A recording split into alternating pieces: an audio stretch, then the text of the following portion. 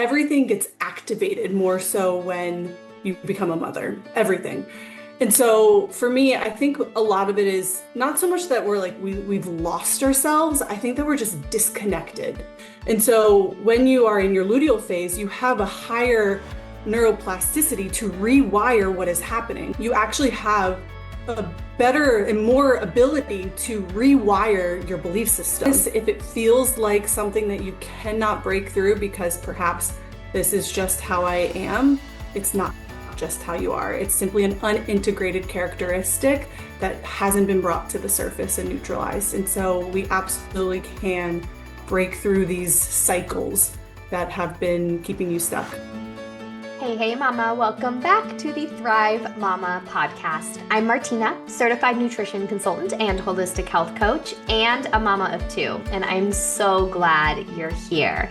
I am here to help busy moms unlock their energy, balance their hormones, and break out of burnout using nutrition as a foundation.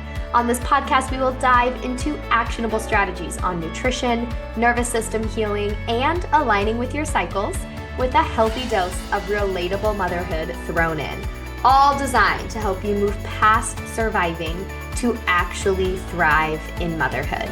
Let's do this.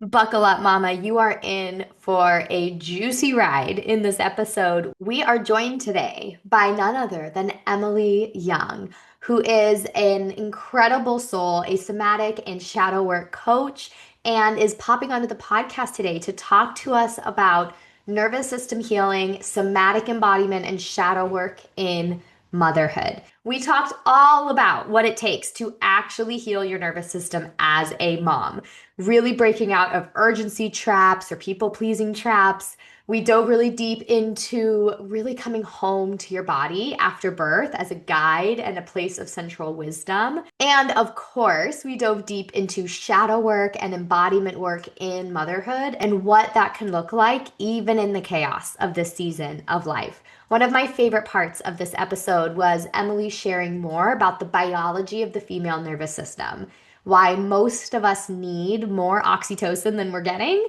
and how our cycle phases actually impact our nervous system capacity. Emily is coming to you as a mother of three. She's a certified somatic and neuroscience informed life coach. She's also a former corporate executive turned multi-six-figure entrepreneur.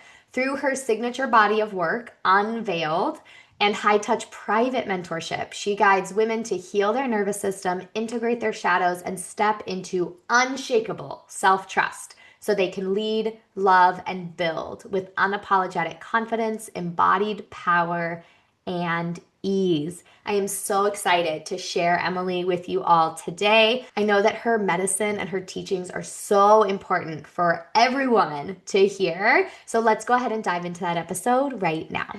Hi, Emily. Welcome to the Thrive Mama podcast. We're so excited for this conversation.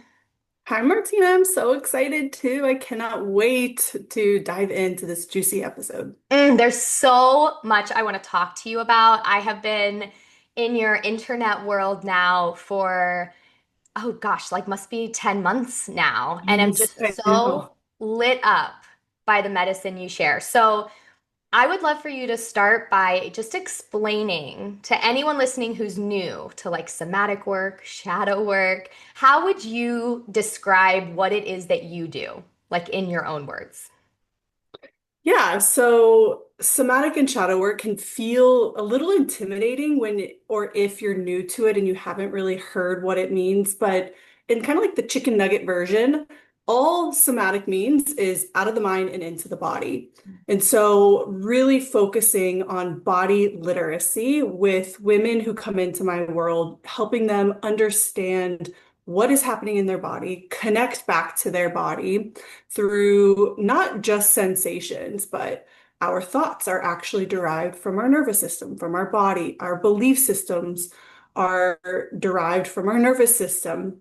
And all of that is in cahoots with our shadow system. And so our shadow system is all of the parts of ourselves that we have subconsciously pushed into the shadows. And I know that shadow work is kind of like a new thing that we're seeing, but it's actually been around for quite some time. And my teacher, Carl Yang, is who I study for shadow work, and it's about integrating everything, all of the messy, the bold, the loud, the sassy, the sensual parts of us that we maybe have felt shame around, guilt around, nervous around, embarrassed around, that we have subconsciously pushed into the shadows based on how other people have made us feel when we do express those. So it stems usually from childhood.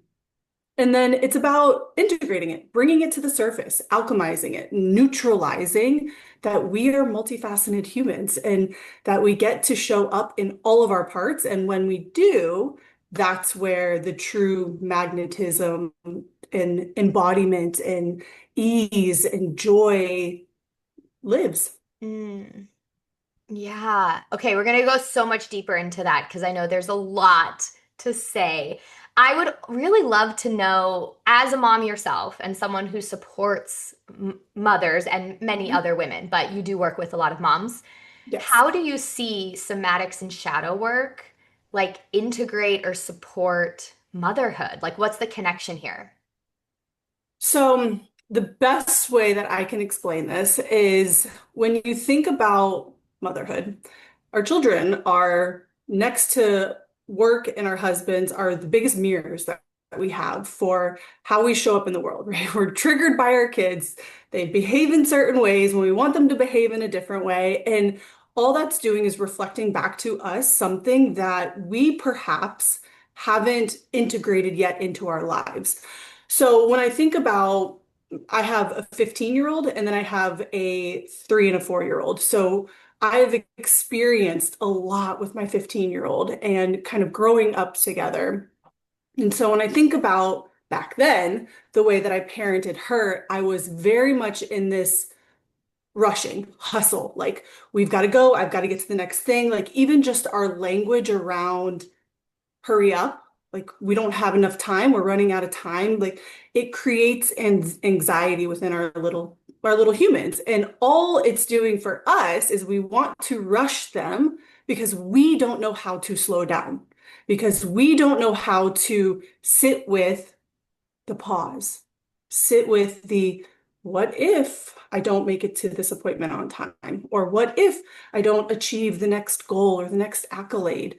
What am I making that mean about me? And so that's where the shadow piece comes into play. It's kind of this awareness around a particular encounter that we're making it mean something about us when it's really our children are just reflecting back to us things that we are not allowing ourselves to express and behave. When we see our kids being loud and bold and just kind of taking up all the space, and we're like, shh, be quiet, like calm down, like you're being so loud. When kids, all they want to do is be loud. It's because we're not allowing ourselves to play like that. We're not allowing ourselves to be loud. And so when we can really just kind of be aware of that, that's where the shadow work comes into play. And you dive deep into what that looks like for each individual. It's very nuanced work. It's not like a one size fits all, very much like nervous system regulation. It's nuanced. These two examples you just shared are so freaking real. Like, so many of my clients in our nervous system healing work come up against this urgency trap, right? Like, we're constantly rushing and like for nothing. Like, we For know it's what? fine. And I would love to just really, what I hear you saying here is what we feel activated by in our children is an opportunity for us to dive into what that's showing us.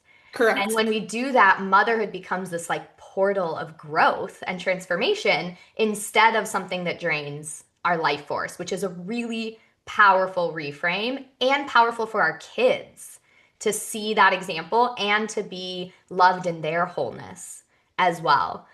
So let's talk about this urgency trap for a second. How do we break out of that? How does shadow work and somatics actually help us heal that urgency loop that so many moms are stuck in? Well, Yes, all of this is so key when it comes to just perspective shifts too. I have a client who, through our work, she realized I don't actually hate motherhood. I hate who I have become in motherhood. And it's this constant rushing, urging, feeling like we have to hold it all together all the time, that we can't ask for help, that we're doing it alone. So the best thing that I can say as far as to kind of break this urgency piece is clocking it first. Like we cannot change anything that we are not aware of. Mhm. And so if we are aware that we're constantly rushing, and even just our language, even just like in the morning with my kids, the way that I'm like, okay, it's time to put your shoes on. If they want to do it themselves, then I know I need to let them go start doing it themselves 5 minutes before the time that we need to walk out the door, right? So I'm not like, okay, let's go, let's go, let's go. You're going to be late, you're going to be late, you're going to be late. And all that does is create tension in their body, which then creates anxiety in our humans later on in life. And so awareness, number one, and then pausing. Like we need to get to a place where we are okay with slowing down. And a lot of women that come into my space, we are like hyper hustle, kind of the go-getter, high achieving, a lot of corporate women, a lot of, climbing the corporate ladder, entrepreneurs, like wanting to constantly be in this hustle of doing. And we know that that doing is a deeply masculine quality, which is needed, right? But we also have to be able to embrace the feminine, which is that being. And I know that we'll get into some of that too and what that looks like, but how can we be more relaxed, more calm in the morning? Does that mean, I just think about the morning because I know that that used to be a very huge activation point for a lot of women, getting out the door and getting the kids ready for school and putting on shoes and making sure they're at the bus on time. And so, what are some things that we need to do to alleviate some of that extra stress that we put on ourselves? Um, Maybe it's laying their clothes out the day before. Maybe it's asking your partner if he can get the kids up and start feeding them breakfast, like leaning into our support system that we have around us if it's available. Yeah. So awareness really is the first step. Notice when we're rushing, especially in the moments where it's not as high stakes as our body thinks it is. Right. We're And not actually being chased by a bear. Like, correct. It's just school drop off. My oldest just started school in the last couple of months, and I have noticed this pattern come up in me, even as we've done a lot of work around urgency in our nervous systems here in our house. And the morning crunch is so real with mhm. the school schedule. So, And you know what awareness, else? You know what go. else I started to do too? So my 4-year-old, she's in pre-K. So it's not really like detrimental if she's 5, 10 minutes late. So I stopped making it mean that I was a bad mom if my daughter was 5 minutes late. If my daughter was 10 minutes late to school, I'm like, she's 4 years old. If she wants to sleep in an extra 20 minutes, I'm gonna let her sleep in. This, like she's got her whole life. And so this is really where the shadow work piece comes into play too, where it's like, if my child is late more than once, what am I making that mean about me as a mother? Who am I afraid that I'm going to, like, is the school going to be mad at me? Are her teachers going to think I'm less of a mom because I'm not showing up on time? Like these are the stories that we play in our minds that prevent us from actually relaxing, Mm. from calming down because we want to perfect. We want to be perceived in a certain way from the outside world, and it's actually hurting our bodies, our nervous system more than it's benefiting. So true. So once we move through awareness, there's this empowerment piece of what can I do to change the environment, but there's also this is the shadow work you're talking about. What am I making it mean about me? Maybe for some listeners, the school drop off is not a struggle for you. Blessed. Love that for you. But Yes. maybe it's like you're doing chores, right? And you have like the next 2 hours to work on the house, but you find yourself rushing all of it to cram as much in. What does it mean about you if, right? Like You leave everything on dishes your in the sink.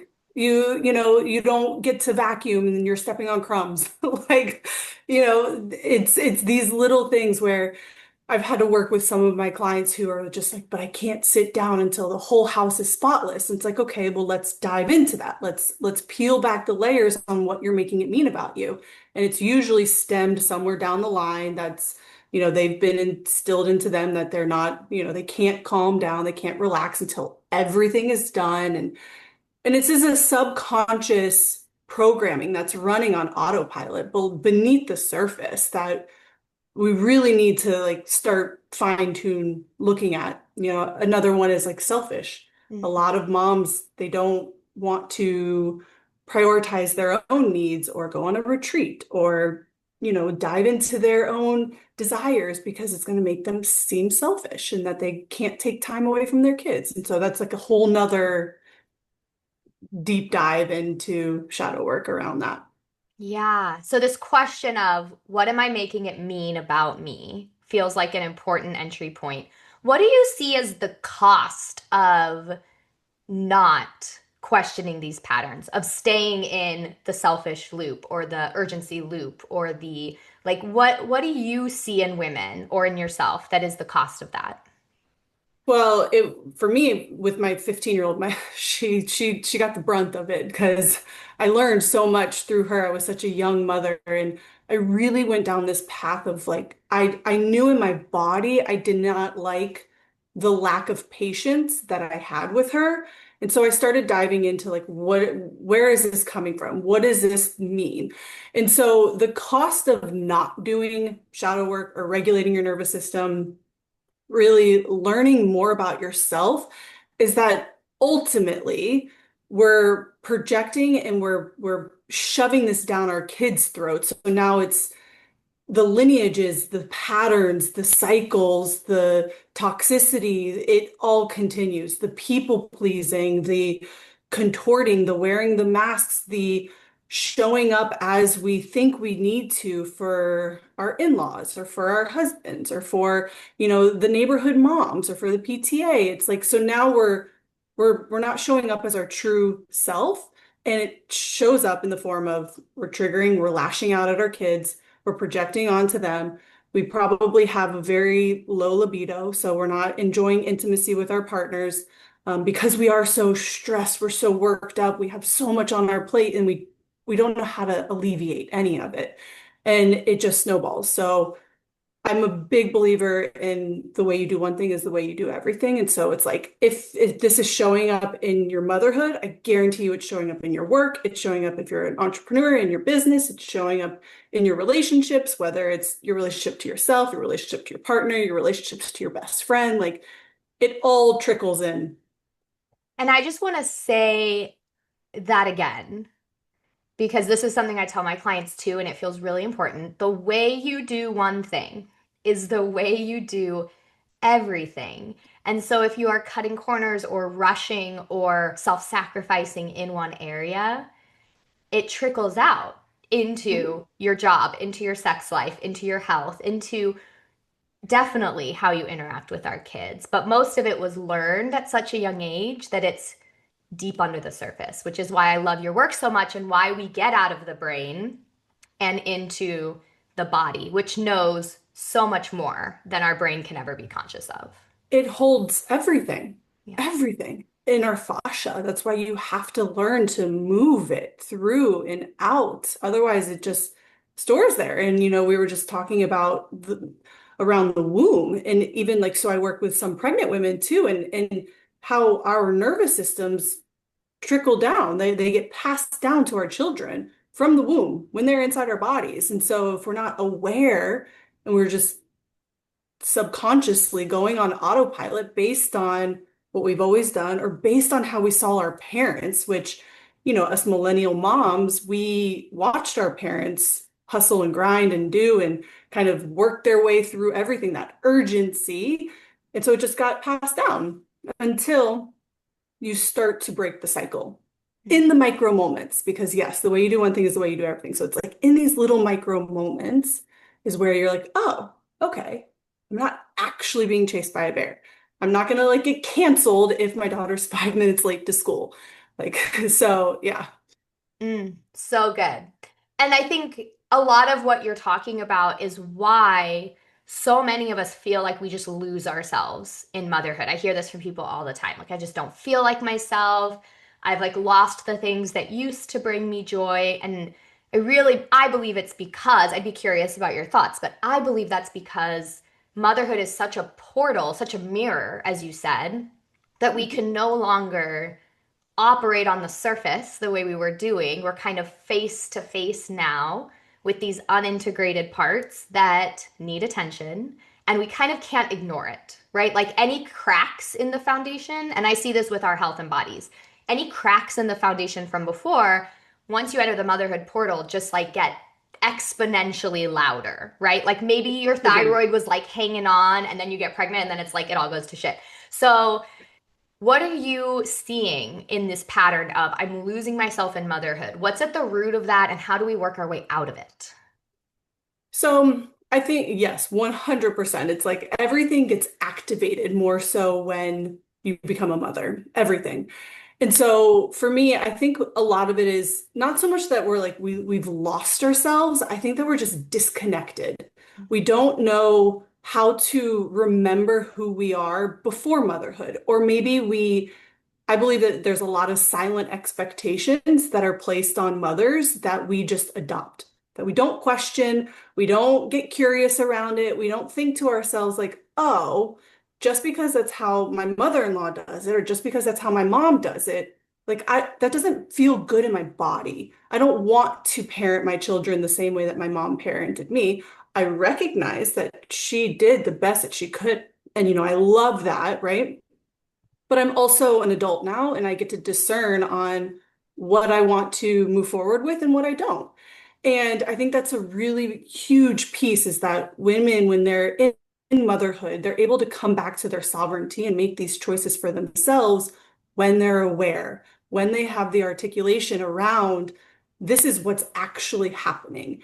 And so, too, I talk about this a lot from a shadow lens perspective, is if we're wearing masks in motherhood, meaning, we're the people pleaser, we raise our hand at every single PTA, we want to be involved as much as possible, but secretly inside, we're overwhelmed.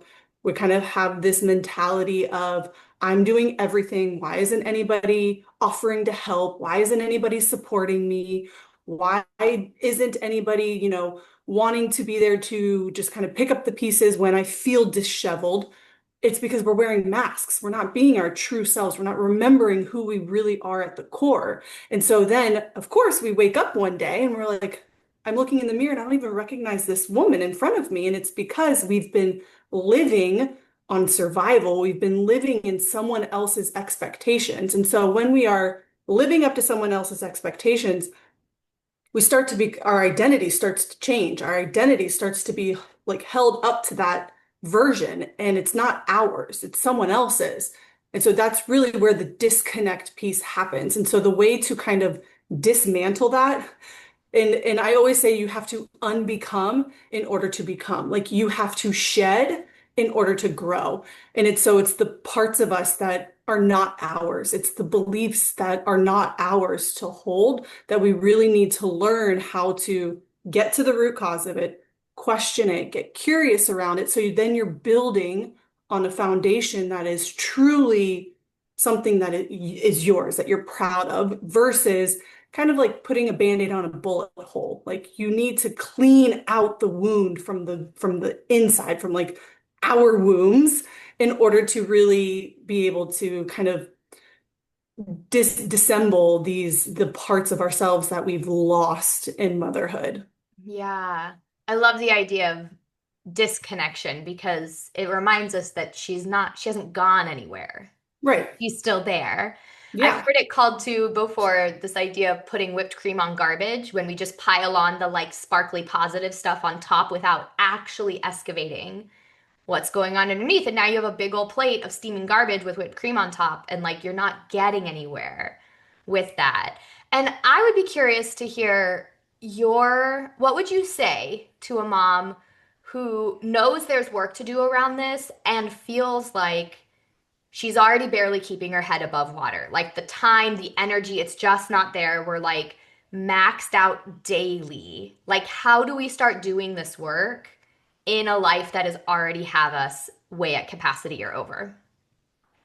I have a different perspective on personal human development. It's something that I have really based my whole work off of for the past 10 years. It's something that I'm constantly in this pursuit of wanting to understand myself deeper so I can understand other people deeper. When you meet yourself in these parts, you have compassion, you're able to have deeper, meaningful conversations, and you're no longer being manipulated. You're no longer being the one that is manipulating. You're no longer, doing things that don't feel good in your body. And so, kind of, I guess this is kind of twofold because for me, I believe human development, personal development, human growth, and dare I say, shadow work and nervous system work is on the opposite spectrum of love and light work. Well, love and light work is kind of in the middle. Shadow work is on one end, and then there's like trauma work on the other end. Mm. Shadow and nervous system work is the darker components of human growth and human development. So we're not putting whipped cream over a pile of shit, right? We have to really clean it out in order to grow and evolve. And so I don't believe that doing this work adds more to our plate. I think that it's uncomfortable. I think that it's confronting. I don't think I know. And I know that this is the work that many women don't want to do because we don't want to see ourselves in that light. We don't want to be the ones that are like, okay, I recognize that, yes, I'm tired of my own shit. I am the problem. Let me start to take ownership of how I've contributed to this shitstorm that I am a part of, because ultimately that's what it comes down to. When we look at everything that we are holding all together with a thread, ultimately it's our own doing. Mm. And we have to take that accountability to say, okay, what are some of the things that I'm willing to take off of my plate and not make it mean that I'm a lazy piece of shit or that I'm a bad mother or that I don't have it all together or that I need to ask for help. Like, I'm the first to say, like, I have 3 kids. I had to ask my husband to be the one to do my son's laundry. I was like, I can't keep up with all the laundry. I'm not making that mean anything bad about me. And so what that does is that then frees up space. It gives me a little bit of capacity to say, okay, I know that I thrive in solitude. I love connecting with women. I love, going on retreats and constantly in this human development, but I also need time to integrate. I also need time to be alone, especially when I have tiny humans. I breastfed for 3 years. Like I was constantly had children attached to me, and that's okay. And so when we feel like we have so much on our plates that we can't fathom doing this level of work, I would say that's when you probably need it the most because Mm. you're on the verge of like a nervous breakdown. The amount of women that I saw in corporate America with strokes and heart attacks, like your body will start shutting down to where she's like shaking you, like you need to calm yourself, or you need to regulate yourself, or there's going to be nothing left to give. Yeah, I always point back to my early motherhood days. I was deep in this burnout spiral the first, like, I'd say 2 years before I really found a lot of this work and, nutritional healing and things. And I, at that time, was wearing a trackable wearable, that tracks all your nervous system and your HRV and all these things. And I was a full-time teacher at the time. And I found the days I was home with my kid were the highest strain days on my body compared to full-time teaching in public schools, compared to high workout days, anything else. Like the demand on our body and nervous system is intense. And I really hear in your share here that there's a level of personal power that a lot of us give away or don't realize we had in the first place. And I see this branch into two directions. I'm curious what you see. One is this like kind of victim mode where we like to blame our environment. We blame like the season of life, or it's just the school schedule, or my partner won't help me, or like we have all this external blame so that we don't have to take responsibility for changing it. The other way out is this, you called it love and light, which is this like pretend positivity that doesn't actually fix anything underneath. And it just is like we're fine, everything's fine. We put on a smile, we force it, and underneath we're crumbling. But we have this pretend positivity. And those are two really common ways that I see this aversion to the work come out when we're in these cycles. What do you see around that? Totally agree with both of those, and I see that both scenarios playing out all the time with my clients, right? It's like, but then now they start to clock it, so they start to own it, and they're like, okay, nothing. If we're blaming anything external to us, we have no control. That means that we can never change it because it's everything outside of our control, right? And so I really help them see how they have perhaps, like I said, contributed to their circumstance and the reality that they're in, because, and not from a place of like shame or guilt, but from a place of embodied power of like, okay, this is where I have contributed to everything that's on my plate. What am I no longer willing to tolerate? And what can I start to pull back on? So we're no longer kind of operating in that victimhood mentality because that is a pattern. That is a huge pattern that so many people play in. And then the love and light component. And I see this a lot with like, I should be positive. I should just be positive and I should just be happy. I have, beautiful, healthy kids and I have a doting and devotional husband and, I have like all of the shoulds that we have. It really disconnects us deeper from our own emotions, our own thoughts and beliefs, because we're just adopting everyone else's expectations, everyone else's shoulds. Like that word, it triggers me. So that's like where my homework comes into play, where I have to really start, okay, like, because it's according to who? Whose version of should are you holding on to?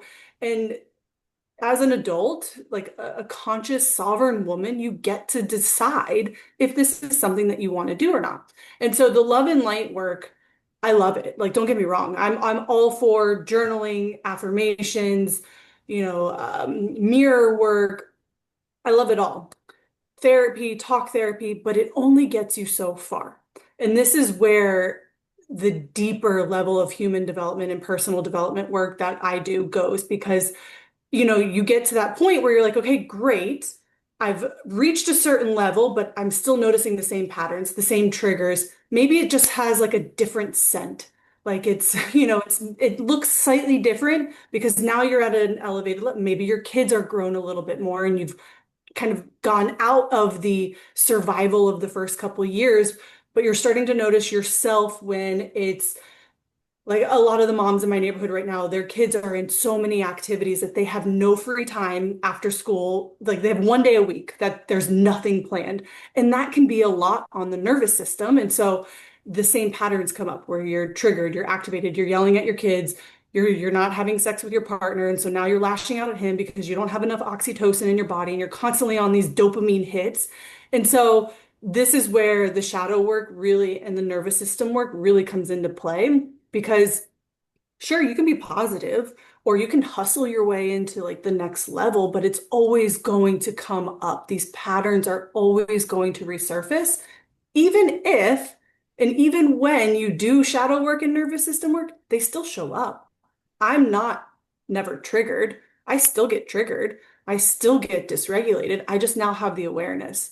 I just now know how to clock it, own it, and clean it up real time so it doesn't spiral. So my nervous system isn't staying activated for so long or completely shutting down, right? We're going into this healthy rhythm of our bodies. And so, yeah, that's kind of like a key component. Yeah, I think that's really important too, because sometimes we talk about the nervous system and then there's this expectation that we'll just be like neutral baseline nonstop. And it's just not how we were designed to work. And also, how boring is that? We It's were like you're designed, flatlined. like, Yeah. there is a huge range of human emotions we get to experience. And the goal is always to have the tools to return to center and to not project it onto our loved ones and to not ripple out to the point where now we're losing hours, days, weeks, years of our lives, like spiraling out, right? Out of power. So I think that's really important. I'm glad you said that about as a nervous system practitioner, you still get activated and you have the tools to like clock it and bring it back in. 100%. And I think a huge part of this is really releasing the shame and guilt around when we do get triggered or when we do lash out, because all that does, like that is the lowest vibrational frequency is shame and guilt. That will keep these patterns just wreaking havoc in your body. And the ego loves that, right? The ego is like, ah, we're staying in our comfortable, familiar hell, even though it's miserable. And another thing that I was going to say on that too is the titration piece. And so it's like understanding where we are in our nervous system and that it's like we can't boil the ocean in a day, right? We have to go at small increment steps. And I think what I really would love to be able to do is start to help women rewire their perspective and approach on healing. So many people want to heal like right yesterday. It's that urgency piece, right? We want to have it like right now. I want to feel good right now. And it's like, yes, we can do somatic practices. We can alleviate some of the pressure today, real time, but it's in these micro moments that are built over time through titration, like little steps. Like we touch on that trigger and then we come back to safety. And then we go, okay, a little bit more, and then we come back to safety. And I also bring in, and I know that you do this a lot too, is like I bring in a component of where you're at in your cycle, because where you are in your cycle will determine how much of an activation your body can handle before you're actually doing more trauma to your nervous system than good. And so that's another huge part that I bring into my work with my clients. Can you give some examples of how you've seen cycle impact your capacity to do that work? Yeah, so depending on where we are. So like let's just say for example luteal because that's what I always see across the internet. It's like I'm in my luteal phase, so I'm going to burn my business to the ground and I just I hate life, right? And so really when we're in our luteal phase, we have a lower heart rate variability. And so we need more time for oxytocin bathing. That's like what I call it. And so I there's so love many that. there's so many ways that we can oxytocin, give ourselves an oxytocin bath. And when we are in late luteal, early menstrual, we need more oxytocin in order to regulate our body. Oxytocin is our main regulator for the female nervous system. Dopamine lowers oxytocin. So if we're constantly in this dopamine-driven society of doing the to-do list, checking things off, scrolling on social media, it's lowering our oxytocin. So then when we're in our luteal phase, we feel like a pile of shit. We're like, I can't do anything. I have zero motivation. I have zero drive. I hate everyone. I don't know what's happening to me. And then 3 days later, we're fine.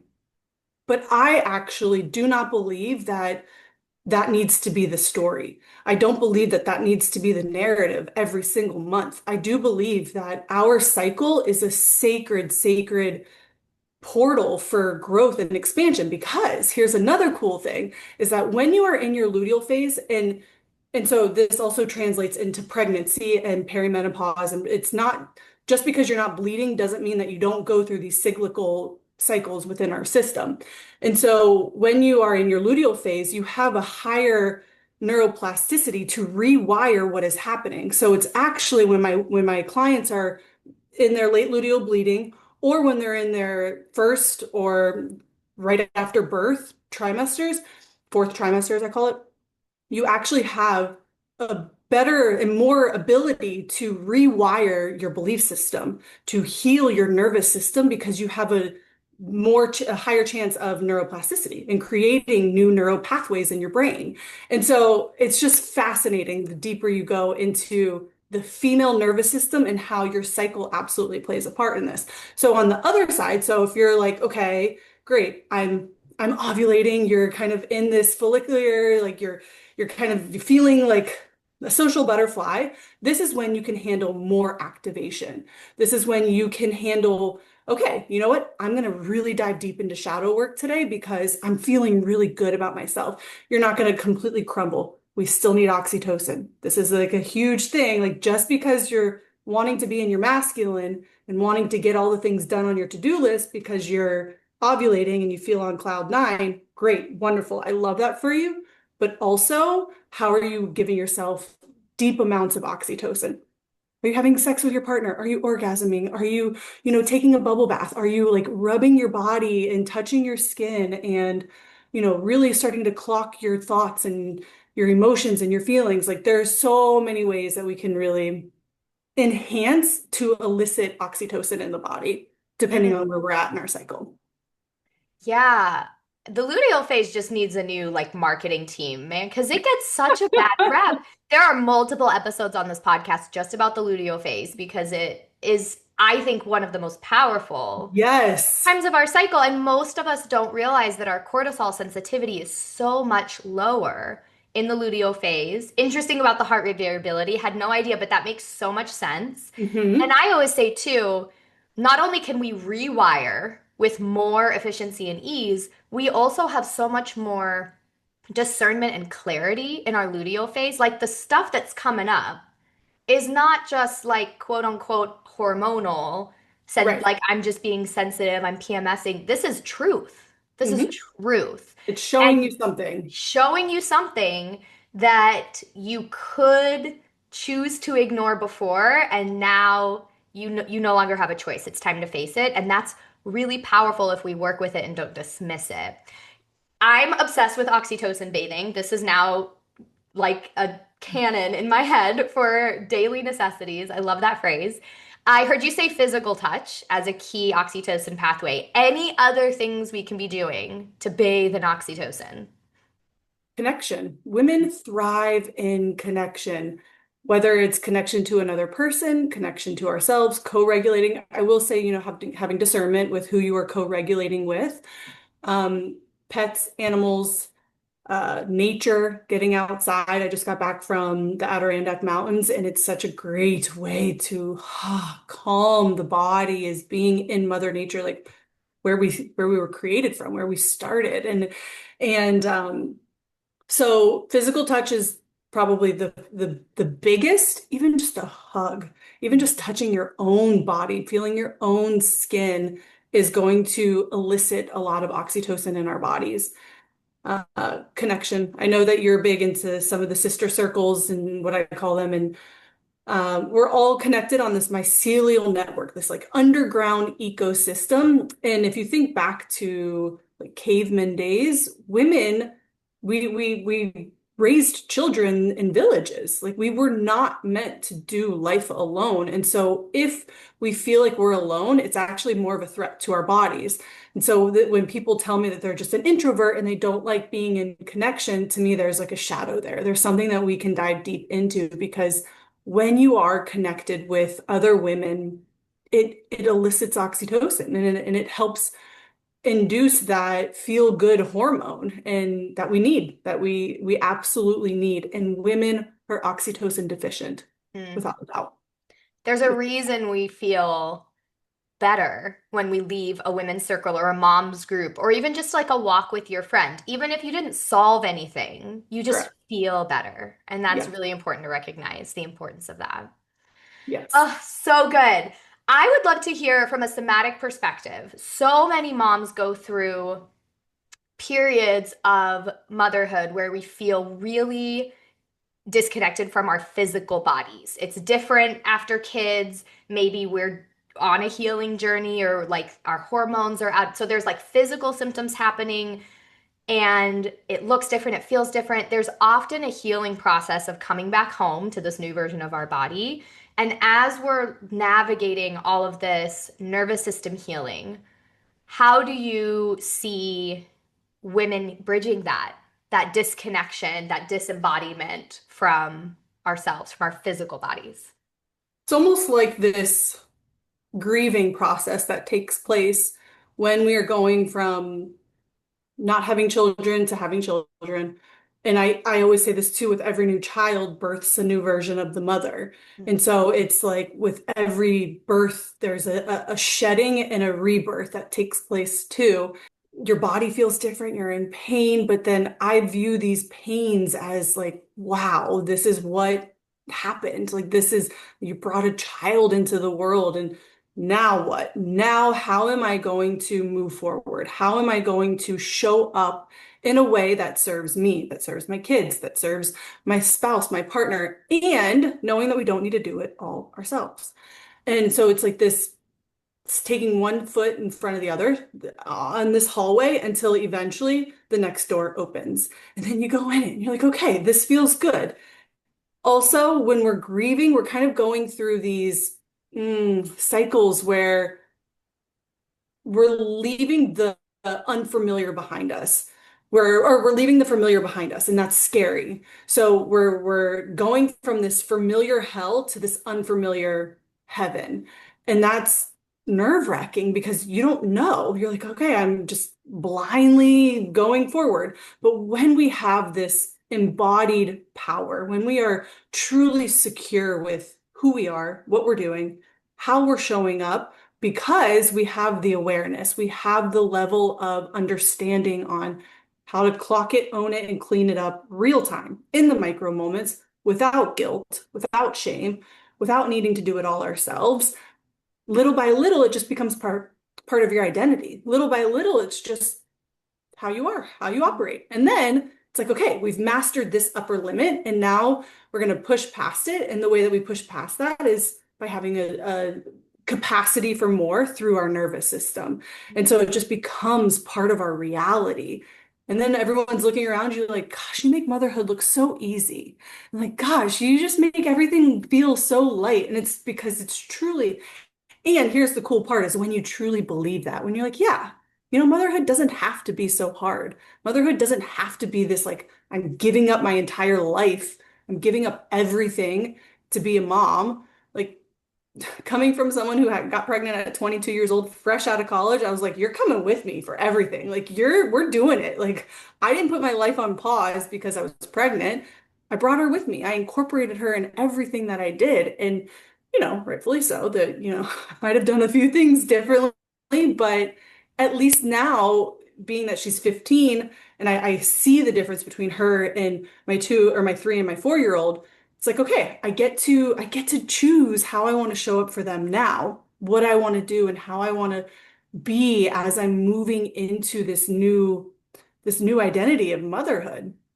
And so, yeah, I think too, I don't really remember what your question was, but I think this idea of being as we are navigating this hallway of like, I'm no longer that person. I'm no longer that version of me in motherhood, in entrepreneurship, in my relationship, in my relationship to my spouse. Like I've seen that evolution grow so much to now, okay, who do I want to be moving forward and how do I want to show up in that light? And then choosing with Yeah. support, obviously. Yeah. So with the relationship with our bodies, the grief has to be, supported. There has to be space for that. And I'm hearing so much, just that word you ended on, choice, is just really important here. Most of us don't recognize how much choice we freaking have in how we feel and how we live and how we structure our schedule and how we like live our day to day with our families. We have more power than we realize. And I think the body is a beautiful gateway into that. So I would love to close, Emily, with you've dropped some golden nuggets of things we can be doing, but can we just sort of round up for a mom who is looking to start healing her relationship with her body, coming back into her body, coming back into her power, healing her nervous system, like really weaving this together? What are some of the little daily drops or actions that you would have someone start with that can start this healing journey for them? Awareness. Like Mm. we have to start with awareness. And so what I would do if I was starting and like let's just say my child is triggering me. There's something happening with her. She's because I do have one very challenging toddler. If there's something that she's doing that is activating me, I would just become aware of it. We're not trying to fix anything. We're not trying to change anything. We're not trying to mold ourselves into like thinking how would so and so do it. It's just awareness. Like let's just clock it. Oh, when she does this, I feel in my body, like I can feel the heat rising in my face. I can feel my gut like wanting to lash out. Because when we're able to sit with that discomfort longer than just projecting, like, I'm so irritated because this is what you do, or like, I do so much for you and this is how you repay me. Like, instead of just projecting outward, we sit with the emotion, right? If you can pause and allow that discomfort to kind of permeate in your body and recognize that, okay, I didn't die. She didn't die. We're good. We're okay. I'm not being okay. So now you put space between yourself and the trigger, space between you and whatever it is that's activating you. And that space is what's going to give you the embodied power to discern what you want to do next, how you want to handle that situation. And so I always bring it back to awareness. And a lot of these things too, and I know you mentioned this in the beginning, we are just on autopilot. We're subconsciously going through life without even realizing what we're doing or what we're saying or how it's impacting our kids or how it's impacting ourselves, like the words that we're saying. And so if we can have that level of awareness and articulation in regards to our nervous system and our shadow system, then we can start to kind of clock it and own it. So space, um, oxytocin bathing, getting outside, like even just getting outside and putting the sun on your face, allowing your feet in the grass, touching a tree. Like there are these little things that you can do to start to really just calm. And I will say too, it does depend on where you are in your nervous system response. So I have worked with women who are kind of in that flat line. I call it a dorsal shutdown. It's like a barren hibernation where she knows that she has so much that she wants to do, but her body is like, yeah, no, fuck that. I'm not going anywhere. I'm staying right here on the couch.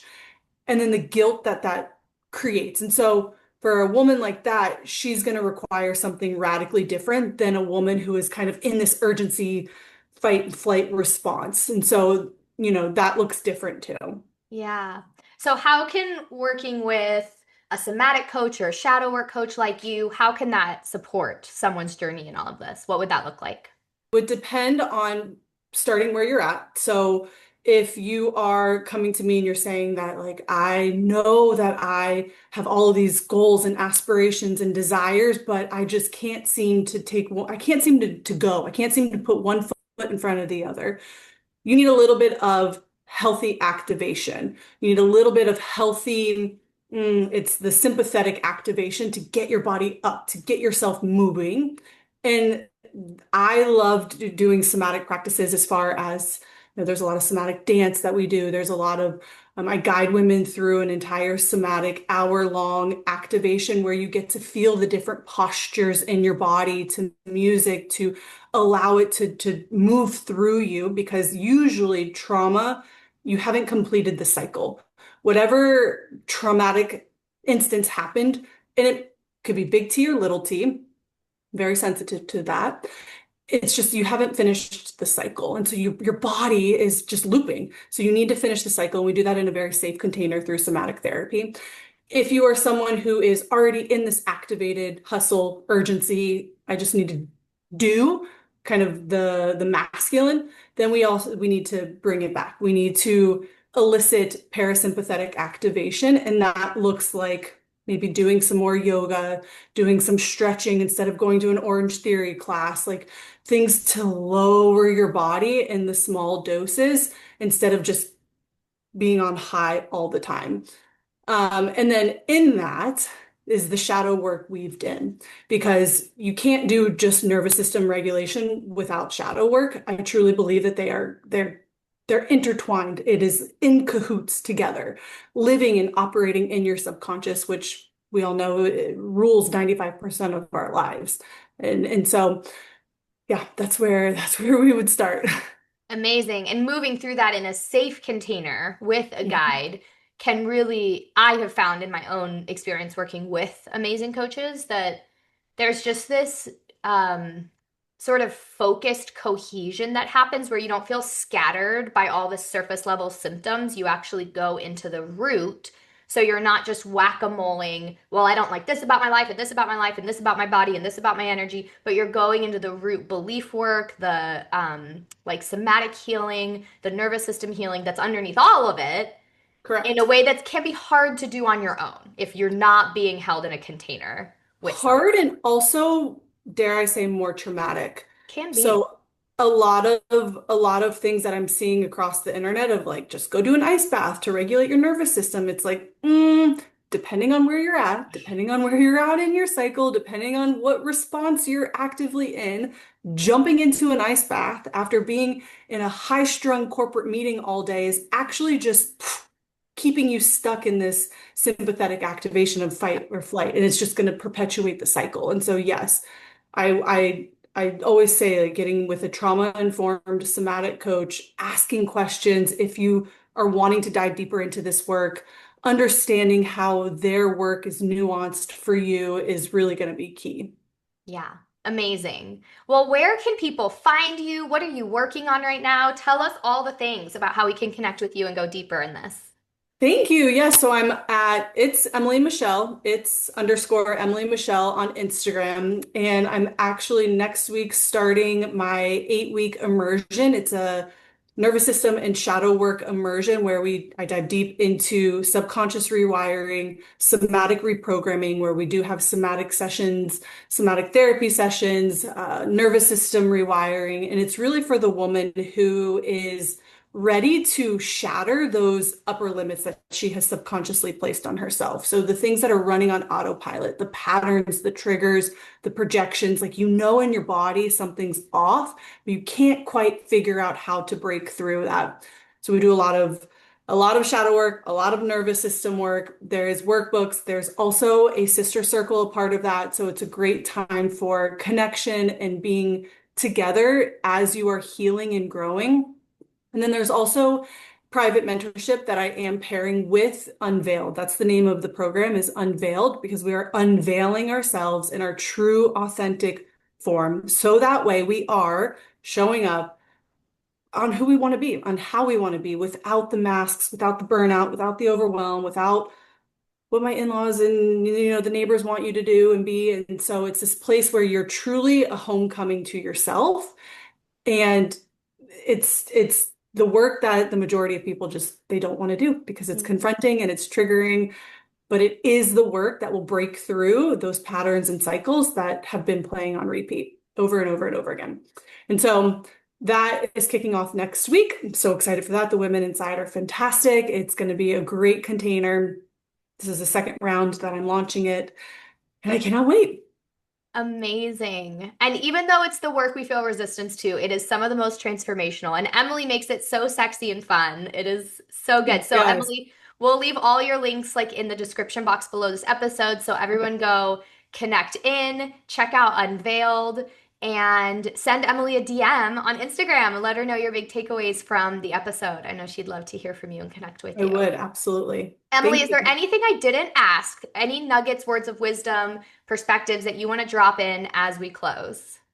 That you are worthy of this type of work. Mm, But I promise if it feels like something that you cannot break through because perhaps this is just how I am, it's not just how you are. It's simply an unintegrated characteristic that hasn't been brought to the surface and neutralized. And so we absolutely can break through these cycles that have been keeping you stuck.